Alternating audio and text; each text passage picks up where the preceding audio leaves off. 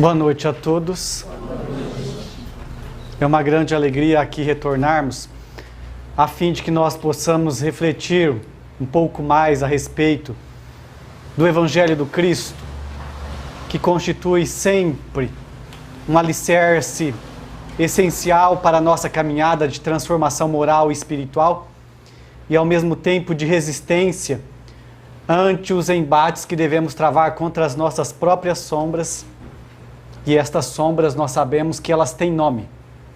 Ganham um nome de orgulho, de egoísmo, de vaidade, de prepotência, de inveja, de ciúme. Cada um, analisando a própria intimidade, irá encontrá-las. E aí nós percebemos a grande necessidade de trabalho de educação conosco. O maior trabalho que nós devemos realizar na Terra é o trabalho de educação moral e espiritual conosco, nunca com o nosso semelhante. Perante o nosso semelhante, nós precisamos sempre deixar um exemplo positivo, um exemplo bom, um exemplo nobre, um exemplo reto. Seja de que forma for, conseguimos fazê-lo ainda doando as migalhas no bem? Que o façamos. Gota a gota, que o façamos com a alegria de viver, com a alegria de ser útil, com a alegria de ser aquele que serve na obra divina. Porque a maior alegria que nós podemos ter na condição de espíritos imortais é de estar dentro da obra do Pai. Nós estamos inseridos nesta obra do Criador e podemos ser co-criadores através do bem que realizamos, independentemente do tamanho que for esse bem. Conta mesmo o amor que depositamos. E o amor é a essência divina que existe dentro de todos nós e que nós precisamos saber cultivá-lo. Nós observamos que em uma das suas orientações, Dr. Adolfo Bezerra de Menezes, através da psicofonia de Divaldo Pereira Franco, nos alerta que nós viveríamos tempos muito difíceis. E nós estamos vivendo um momento muito conturbado, não só local, mas também dentro do aspecto mundial, em que algumas palavras se tornam chave, infelizmente, como crise, corrupção. Mas o nosso guia e modelo é Jesus. Ontem, hoje e sempre. Nós não podemos nos mirar em homens falíveis, em criaturas que carregam ainda imperfeições e que muitas vezes estão lutando intimamente para conhecer-se, vencer as próprias dificuldades e que são frágeis, vulneráveis, tais quais nós o somos. E neste sentido, se nós queremos realmente permanecer de pé e não termos a nossa fé esmorecida, nós precisamos nos apoiar no Cristo. Então Jesus disse certa feita: tende bom ânimo, eu venci o mundo. E Dr. Adolfo Bezerra de Menezes nos diz que nós precisamos ter bom ânimo, porque Jesus não é um mestre distante, não é alguém que vive para além das estrelas, é alguém que nos convida diariamente, na nossa rotina, nos nossos atos pequenos ou nos nossos atos maiores, a verdadeiramente dar testemunho da sua mensagem. Nós sabemos que o trabalho é árduo, dificultoso.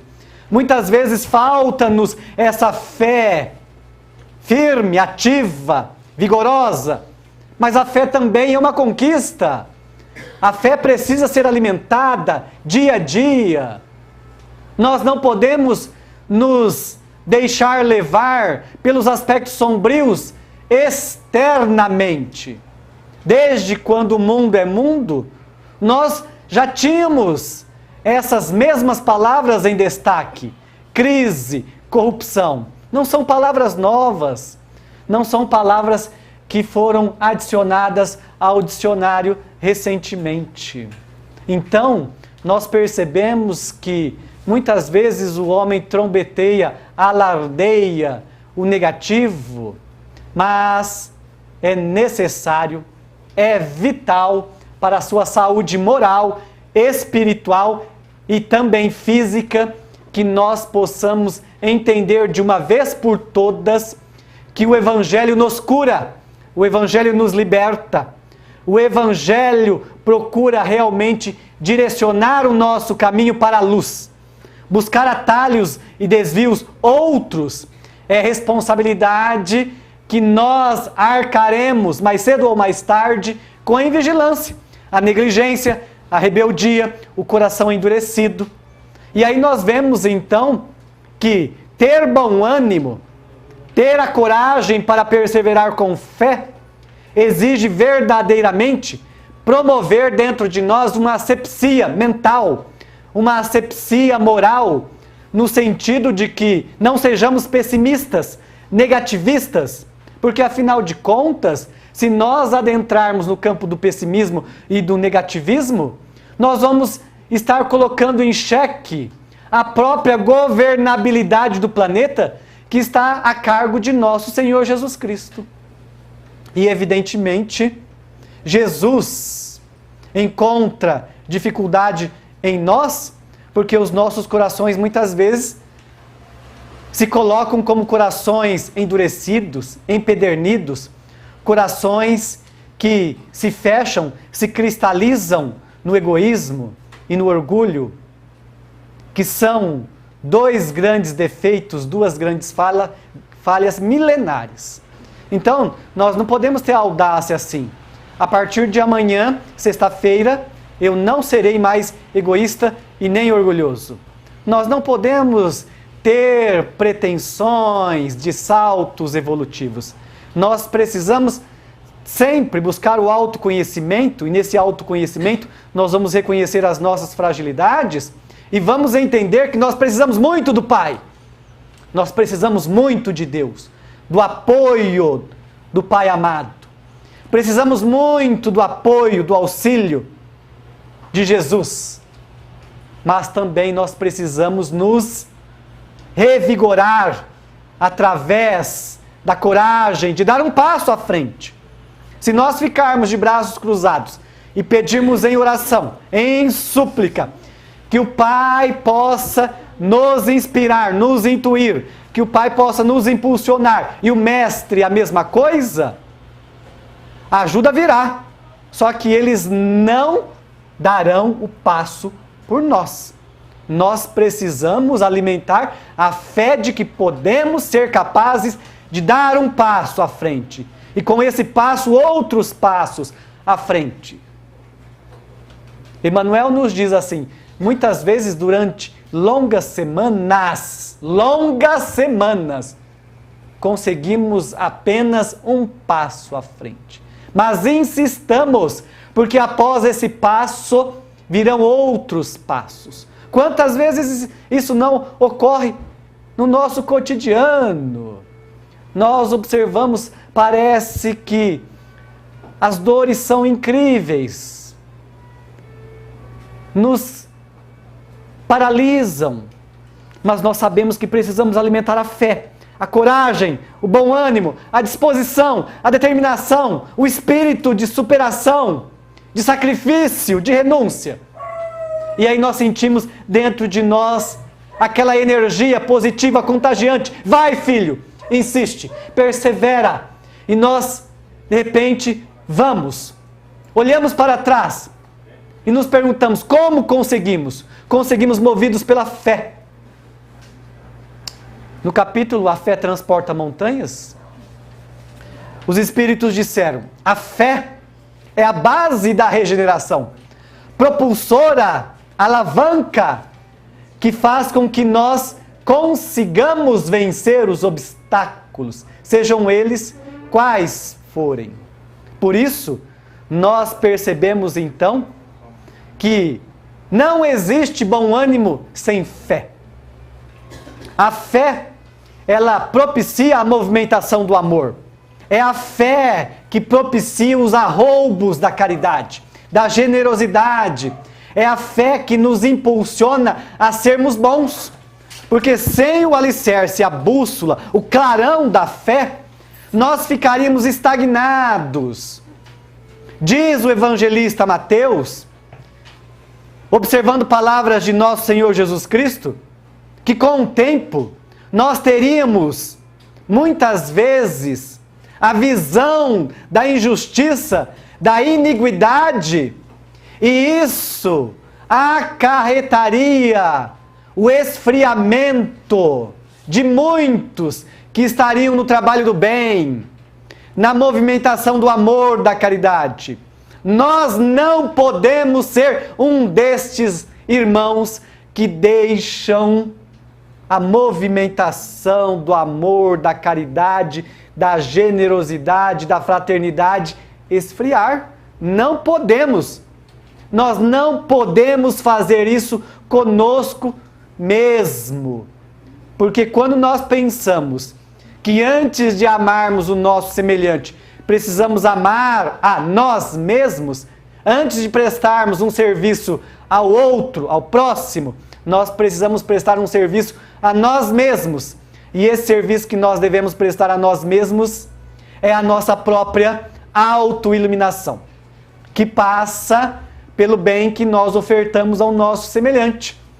E aí nós vemos então uma observação de Emmanuel, muito pertinente no livro Espírito da Verdade, que entre nós e o próximo existe uma ponte. E essa ponte é o bem que nós movimentamos. Se nós movimentamos o bem para o próximo, nós estamos cumprindo a vontade do Pai. O que é que nós pedimos na oração dominical? Senhor, faça-se a tua vontade, assim na terra como nos céus. Qual é a vontade do Pai que se cumpra? Que nós sejamos filhos obedientes, educados, disciplinados, bons, generosos, fraternos, que nós movimentemos o bem, não importando o tamanho que ele seja, mas que façamos. Não existe uma mensurabilidade. Tem uma régua aqui que eu consigo medir o tamanho do bem que eu faço no dia. Não é isso que importa. O importante é a persistência no bem. Como nós mencionamos, uma gota, migalhas, não é isso que conta.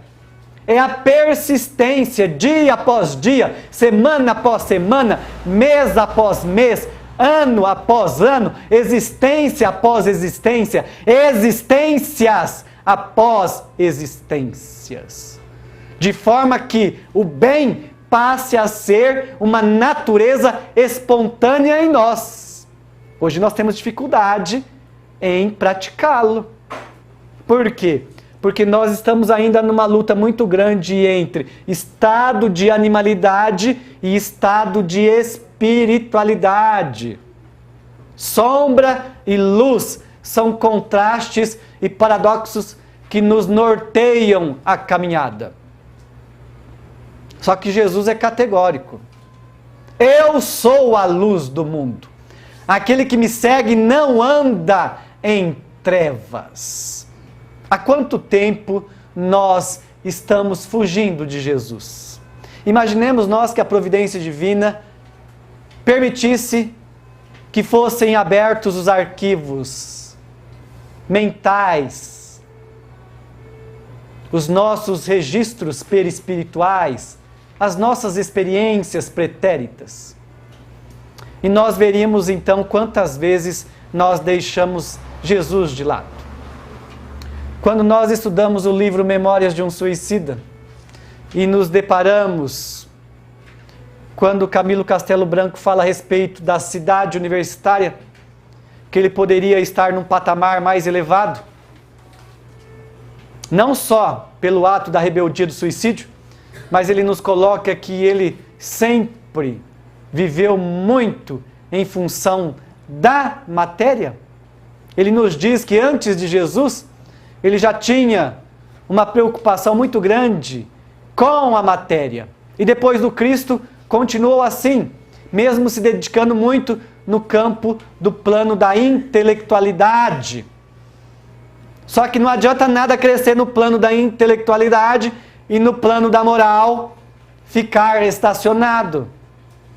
E eis que ele nos diz então que ele sente na sua intimidade que ele perdeu muito tempo ganhando em termos de cultura, já que ele trabalhou no campo da literatura, no campo da música, no campo das artes, mas muitas vezes esquecido de que ele precisaria espiritualizar-se, moralizar-se mediante o bem para o próximo, que seria o bem para si mesmo.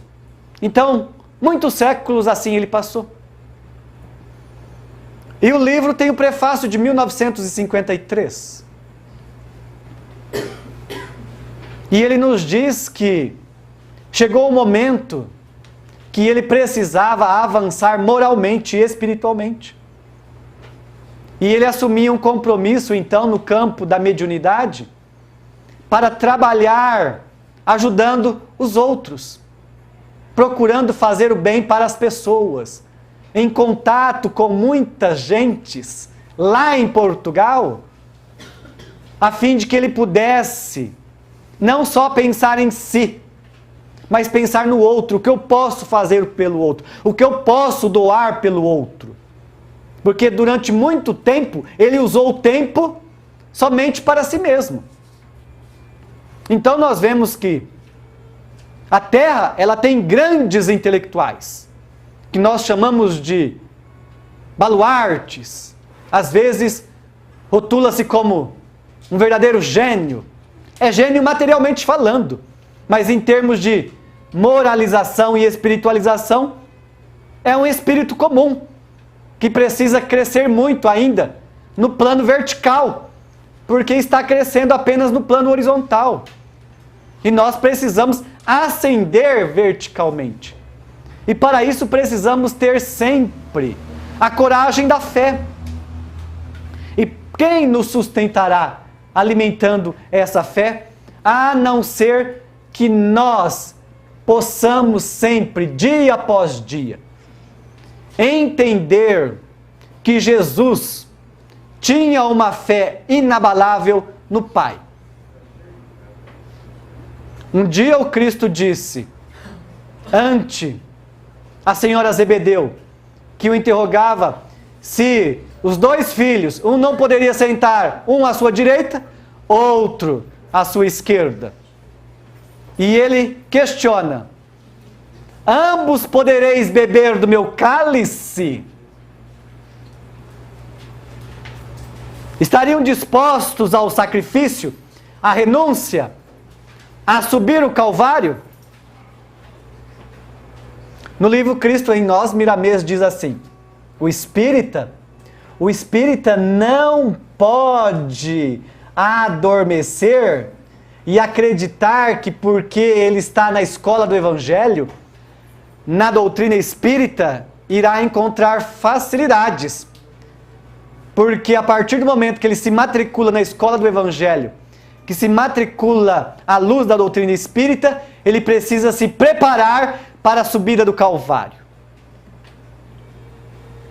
E a subida do Calvário pede-nos que no nosso cotidiano nós movimentemos o amor mais puro que nós sejamos capazes. A alegria de viver, porque sem alegria de viver, nós cairemos nesse aspecto sombrio que envolve o planeta Terra no momento, de sombras, em que os meios de comunicação gritam fortemente, como se fosse novidade, o homem deixando extravasar o egoísmo, o orgulho, guerras internas, guerras nos lares, guerras entre irmãos, guerras arrasando irmãos, arrasando países. Mas, na ausência do amor, na ausência da fé em Deus, em Jesus, é natural que o homem ainda seja aquele que se comporta muito próximo da animalidade. E a violência é um atestado, uma comprovação disso. Só que nós não voltamos ao planeta Terra para nos desumanizarmos, degradarmos. Nós voltamos para nos espiritualizarmos. Não há espiritualização sem fé inabalável, sem fé vigorosa, sem fé ativa. Os espíritos dizem assim: confiai em nós, mas sabendo por que confiai. Estudai, observar, estejais atentos. Jesus, na advertência clara, cristalina, que ficou para todos nós, ele diz: olhai, vigiai, orai, porque não sabeis quando é chegado o tempo da prova, da expiação, do exame, e se estarais preparados para vencerdes. Por quê? Porque nós precisamos alimentar a fé, alimentar a coragem, a disposição, a boa vontade em não fraquejar. Existem iniquidades? Existem, estão aí. Nós ligamos a TV, vamos ao computador, buscamos um meio eletrônico e vemos lá quanta guerra de nervo. Grupos que defendem A, outros grupos defendem C, outros grupos defendem D. E cada grupo quer ter a primazia da verdade. Não respeita a ideia do outro. E não respeitando a ideia do outro, a diferença diverge, mas diverge de forma animalesca, ofendendo, com palavras duras, com ataques que remetem ao tempo da selva. Parece que nós estamos vendo tigres combatendo tigres, leopardos combatendo leopardos, feras soltas, no processo de pessoas que são instruídas, porque frequentaram bancos escolares ou universitários, mas não se podem dizer que são pessoas moralizadas, espiritualizadas, que são pessoas que podem ser tidas já como civilizadas. No Livro dos Espíritos, os benfeitores disseram assim: enquanto o homem verdadeiramente não deixar de lado o interesse pessoal e aprender a viver segundo a lei de amor e de caridade, poderá dizer-se que é uma pessoa instruída, mas não poderá afirmar-se que já é uma pessoa civilizada. Uma pessoa civilizada não ataca o outro, nem pelo pensamento, nem pelo verbo, nem pela ação e nem pelo gesto. Se ataca é porque ainda é uma pessoa em termos de espiritualização e de moralização doente, ignorante, desequilibrada, perturbada. Corpo físico perfeito. Mas quem é o comandante desse corpo? Um espírito imortal. Esse espírito imortal ainda está o quê? Muito doente, desequilibrado, perturbado. Se não, vejamos, se fosse feito um teste em termos de qualidade mental, nós passaríamos no teste? Aprovado. Sentimento, exame de sentimento aprovado. Nós estamos chegando num final de ano, balanço. Empresas fazem balanço. Nós precisamos fazer o nosso balanço. Qual será o nosso balanço? O nosso balanço deveria ser diário. Todo dia, ao deitarmos, nós deveríamos fazer, colocar na balança. Que nota eu me dou hoje? Desde a hora que eu levantei até a hora do meu sono. O que eu fiz de bom? A balança está realmente lá em cima, em termos de qualidades boas, nobres, para com o meu próximo? Ou está no nível assim equilibrado, já é algo preocupante? Ou então, uma gangorra. Às vezes sobe, às vezes desce, sobe, desce. Mais desce do que sobe. Aí nós seremos reprovados mediante a nossa própria consciência. Não pensemos nós que aqui na terra ou no mundo espiritual vai chegar um juiz com uma toga lá e vai dizer assim: filho, vim aqui te julgar. Não existe isso. Não é assim. A lei de Deus está escrita na nossa consciência. Nós vamos ganhando lucidez. Se irmãos nossos ficam anestesiados, o problema dele é dele com a consciência perante Deus. Ninguém aqui vai responder pelos atos de terceiros. Nós respondemos pelos nossos atos. E eis aí a necessidade de que aquilo que nós estejamos plantando seja bom.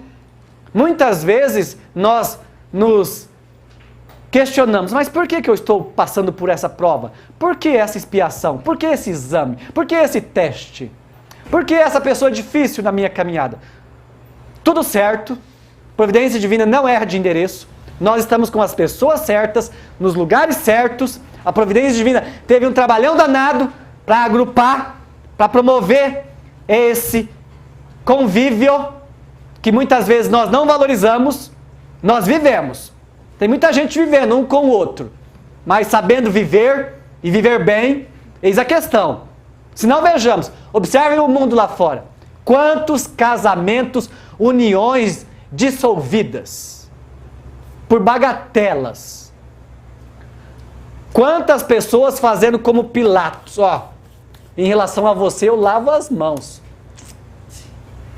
Você vai viver a sua vida que eu vou viver a minha vida. Como se não houvesse compromisso moral e espiritual. Fosse apenas laço consanguíneo. Criatura assina um compromisso no mundo espiritual, chega aqui, quer saber de dar no pé quando a coisa aperta. Ora, que evolução nós quereremos mediante a fuga?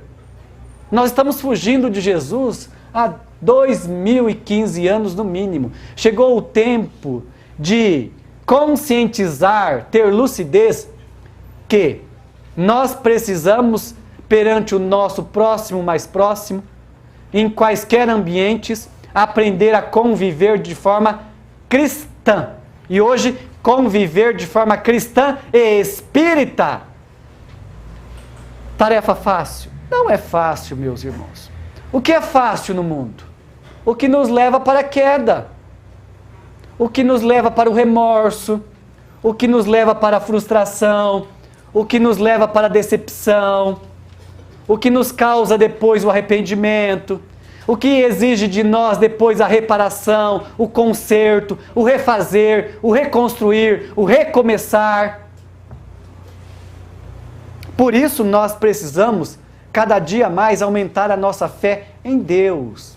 E como disse o Dr. Adolfo Bezerra de Menezes, ter bom ânimo significa que nós precisamos trabalhar a nossa intimidade todos os dias. E esse trabalhar todos os dias indica que o trabalho de educação moral e espiritual não é aquele trabalho que nós temos que educar, moralizar, evangelizar, espiritualizar o pai, a mãe, a irmã, o esposo, a namorada, seja lá quem estiver ao nosso lado, próximo, mais próximo, somos nós mesmos. Então percebam como que é grave, gravíssimo, ganhar a bênção e a misericórdia de um corpo físico. No livro Missionários da Luz, o mentor espiritual Alexandre, ele diz aí para nós: raríssimos são os irmãos na Terra que aprenderam a valorizar o corpo físico e, como um instrumento, obra-prima da criação divina, devolvê-lo na condição de completista, ganhando em termos de moralização e espiritualização. Ora, completista significa saiu com o compromisso de viver até os 70, 80, 90, viveu até aí, plenamente. Maioria que volta ao corpo físico, volta ao mundo espiritual antes. A pessoa é nervosa, não se controla, e fala: é meu temperamento, e vai dando desculpa. De repente dá um AVC, dá um infarto, vai embora e fala assim, nossa, foi o infarto que me matou. Não, foi você que se matou. É um suicídiozinho indireto. Tem que ter autocontrole. Ira. A ira é veneno. É um veneno terrível. Raiva, mágoa, ressentimento, ódio, então. É inadmissível, inaceitável que um espírita permita-se deixar-se envolver por esses estados deprimentes que não condizem com a atitude de um verdadeiro cristão. Ah, mas ele me fez isso, ele me fez aquilo, ele me prejudicou nisso, ele me prejudicou naquilo. Não, a mim não. Ele se prejudicou, ele se feriu, ele se lesou, ele vai viver, ele é espírito imortal. Nós vivemos numa lei de causa e efeito. Amanhã ele vai ter que encarar a própria consciência, ele não vai ter que encarar-nos. Nós não precisamos ficar advogando a nossa causa. A nossa causa, quem advoga, são os nossos atos, as nossas ações. Se são bons, nós teremos um bom advogado no dia de amanhã. Porque a luz que nós irradiaremos, mediante onde quer que nós estejamos e com quem quer que seja, porque será natural do nosso perispírito, do nosso espírito. Então vejamos. Como que vale a pena insistir no bem, alimentar a verdadeira fé, a fé raciocinada, a fé que sabe que nós somos dentro da obra divina, filhos de Deus, filhos da luz, filhos do amor. João diz assim, aquele que se proclama seguidor do Cristo, mas não dá testemunho das suas lições, mentindo está. Nós temos que observar. Jesus está verdadeiramente, em termos de vivência e experiência, naquilo que nós estamos produzindo. Se nós saíssemos hoje do corpo físico e voltássemos à pátria espiritual, quais seriam as nossas credenciais em termos de bagagem moral e espiritual?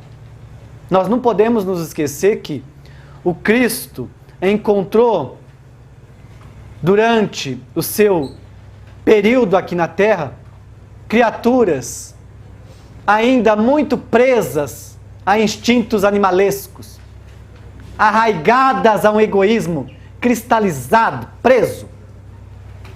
Ele deixou de semear, deixou de plantar, deixou de exemplificar, deixou de fazer o bem. Pelo contrário, fez tudo o que tinha que fazer e mostrou-nos o caminho que leva a Deus, nosso Pai. Hoje, depois de N reencarnações, nós estamos tendo conscientização disso. A doutrina espírita, ela nos conscientiza. A doutrina espírita nos educa. A doutrina espírita nos liberta. A doutrina espírita, como diz Leon Denis, é por excelência uma educadora da alma. Só que a doutrina espírita não faz o trabalho que nós precisamos fazer mediante o trabalho com os nossos pensamentos, com os nossos sentimentos, com as nossas ações, com o nosso exemplo, com o nosso comportamento. Nós precisamos ser aquele que deixa todo dia um bom exemplo, um bom comportamento. A espiritualidade não nos cobra santidade e nem exige de nós aquilo que nós estamos longe, muito longe ainda de ofertarmos. Mas todo dia nós podemos ser uma criatura que luta no bem, arregimentada na verdadeira fé, na fé que Jesus ensinou, exemplificou e que nós precisamos conquistar dia a dia. Muitas vezes dizemos, a minha fé é pequena. Não é do tamanho de um grão de mostarda, mas nós precisamos alimentá-la. Bom, eu tenho uma plantinha. A plantinha não nasceu árvore. Eu não vou querer que eu Chego no meu jardim, ponho lá uma sementinha hoje e amanhã eu tenho um arbusto. Porque existe um processo dentro da lei natural de crescimento. Conosco não é diferente. Nós precisamos entender que nós estamos numa morada belíssima da terra.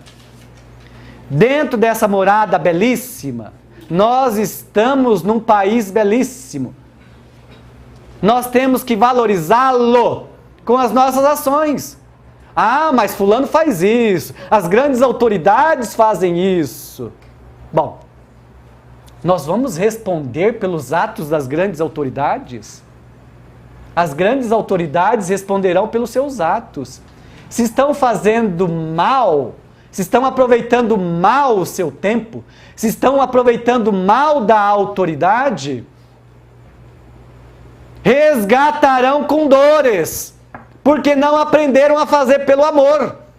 Poderiam muito bem, na condição de grandes autoridades, serem exemplos, doarem amor, ajudarem, mediante a fraternidade, impulsionarem as criaturas outras que estão ao seu lado e as quais lideram, mediante o exemplo positivo, nobre. Se não fazem, o problema é com a consciência. Mas muitas vezes nós ficamos no nosso dia a dia, em grupinhos, aqui e acolá, falando das grandes autoridades, das crises que existem. Mas muitas vezes nós não nos remetemos às nossas crises íntimas. A começar dentro do lar, quando nós temos menos paciência, menos amor, menos generosidade, menos caridade, menos compreensão, e deveríamos ter mais amor, mais compreensão, mais generosidade, mais paciência, mais fé, mais ajuda ao outro, mais amor ao outro. E aí nós vemos então como é grande ainda o nosso impasse entre vencer as próprias sombras.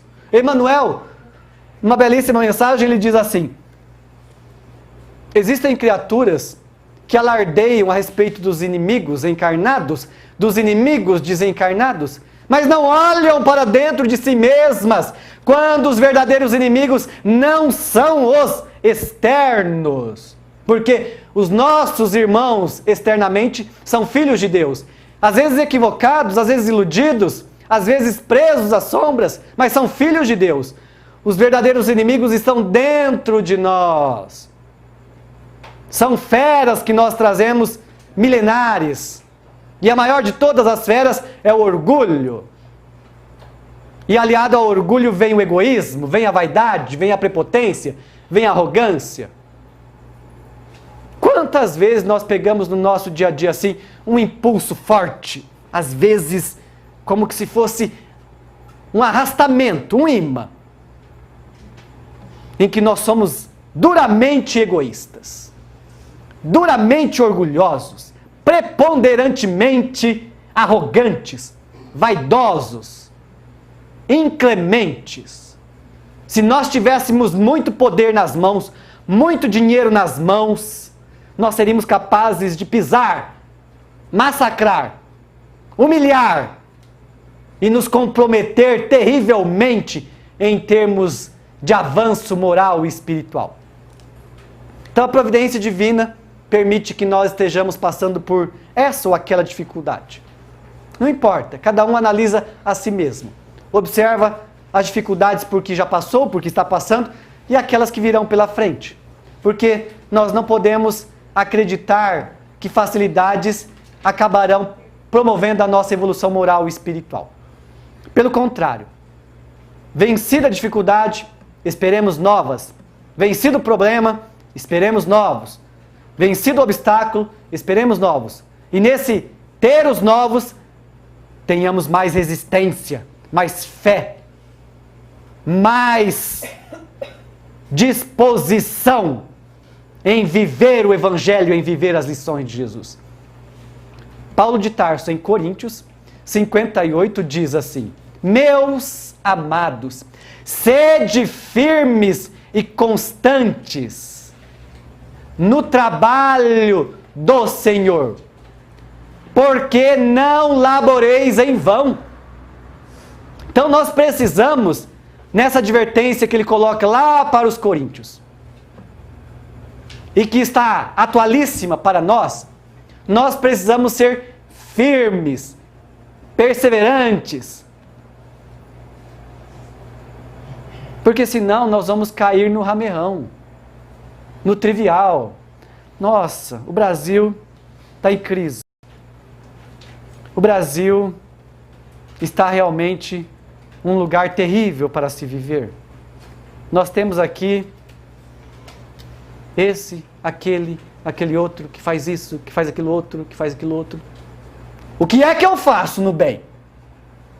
Quais são os meus atos? Quais são as minhas credenciais para julgar? Jesus poderia ter julgado uma mulher que era tida como mulher adúltera. Ele o fez? Jesus procurava o quê?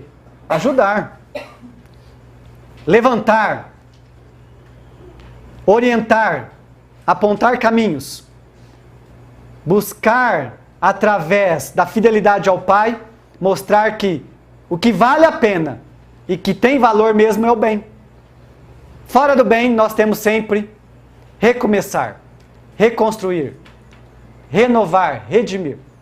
Então, meus irmãos, é um trabalho fácil viver na terra? Claro que não.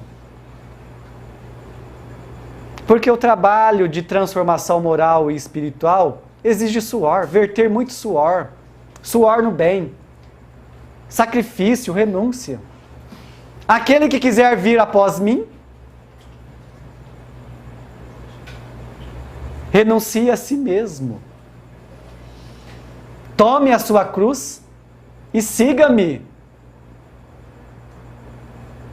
A nossa cruz sempre será do tamanho que poderemos carregá-la. Porque se nós reclamarmos da cruz, nós vamos estar contestando o amor e a misericórdia divina. Nós vamos estar contestando a justiça divina, que são infinitas e infalíveis. Falíveis somos nós. Isso é ato de rebeldia, muitas vezes até mesmo de insanidade, de espírito perturbado. Nós precisamos ser espíritos aprendizes de Jesus e buscar ser bom aluno. Se você falar para um aluno na escola assim, olha, você, mediante esses atos aí, infelizmente será reprovado. Ele vai sorrir? Ele vai se sentir feliz? Ele vai agradecer?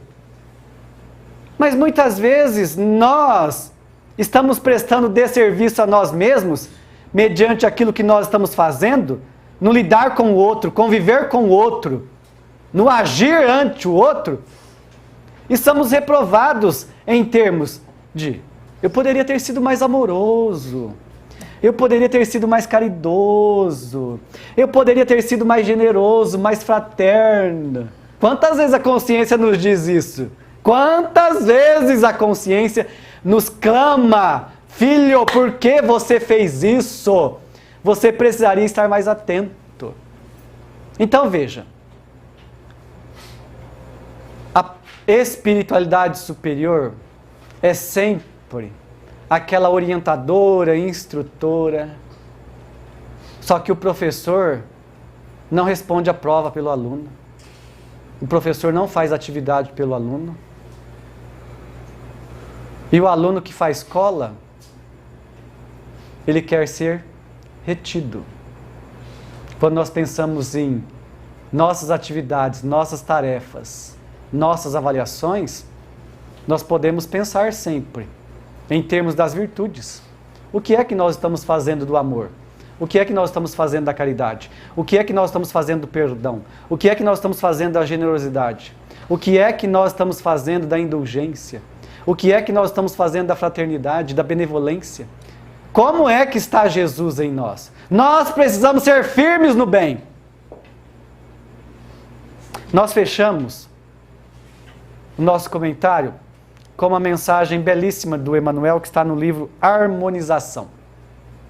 foi psicografado pelo Francisco Cândido Xavier em 1984. A mensagem, ela vai ser sempre atual, porque o Emmanuel, nas suas orientações, ele é um espírito tremendamente professor, instrutor, orientador, sábio e amoroso, que enxerga a alma humana longe, profundamente. A compreensão que o Emmanuel tem da alma humana, nós precisaremos ainda muito chão pela frente para poder tê-la. Então nós precisamos aprender com esses grandes referenciais. Se nós temos em Jesus guia e modelo, nós temos grandes referenciais. Aqui o médium e o mentor espiritual são dois grandes referenciais para nós. Dois grandes professores, mediante o exemplo de vida que tiveram em tudo que fizeram no trabalho pelo bem do próximo, servindo a Jesus no bem ao próximo. Citação de Lucas, capítulo 21, versículo 9. Quando ouvirdes de guerras e sedições, não vos assusteis. O aprendiz sincero de Cristo, para merecer-lhe assistência generosa, precisa conservar intangível caráter resoluto. É indispensável que o coração do discípulo se entregue às mãos do Mestre com a firmeza necessária. Instituindo os princípios redentores do Evangelho, Jesus não desconhecia que iniciava período imenso de lutas e de trabalhos sacrificiais. Ele que observava o orgulho romano, o dogmatismo farisaico, a vaidade e o preconceito de todos os tempos, manteria a ingenuidade de crer no Evangelho vitorioso, sem suor e sem lágrimas. Quando pronunciou a primeira palavra de amor, contava com os inimigos gratuitos e esperava os embates inevitáveis. Por isso mesmo, seu apostolado está cheio de luz, compaixão, verdade e bondade, mas igualmente cheio de resistência. As nações aflitas da terra referem-se hoje à guerra de nervos como sabor de última novidade. No entanto, este gênero de combate preocupou o Salvador há 2000 anos. Jesus sabia que o medo é mais destrutivo que a espada, que o homem atemorizado é o homem vencido. Ninguém ignora que o conflito devastador dos dias que correm é o duelo formidando da sombra contra a luz. A vitória do bem reclama espíritos fortalecidos de coragem e fé acima de tudo. É indispensável combater a tensão nervosa, como quem sabe que o medo é o adversário terrível oculto na cidadela de cada um. O mundo cheio de sombras do mal não oferece lugar a espectadores. Cada homem deve encarregar-se do trabalho que lhe compete. A guerra de nervos traz ameaças, gritos, terrores, bombas, incêndios, metralhadoras, violência, mas o defensor do bem traz o caráter firme, solidificado na confiança em Deus e na confiança em si mesmo. O discípulo do Senhor não ignora que os cristãos morreram nos circos, de mãos vazias, mas na qualidade de combatentes pelo bem e pela verdade. Nestas horas de apreensões justas, recordar as palavras serenas do Mestre. E quando ouvirdes de guerras e sedições, não vos assusteis. Possamos nós outros compreendermos cada vez mais e melhor as lições do Cristo e entendermos que tudo passa, tudo se transforma para o bem e para o melhor. O mal é transitório, o mal é a ausência do bem. Quando você pega uma sala escura e acende uma vela, destaca-se a luz. Possamos acender a nossa luz, pequenina que seja, mesmo que do tamanho de um fósforo, ou milimetricamente do tamanho de um fósforo. mas que seja uma luz que faça a diferença dentro da obra do Pai.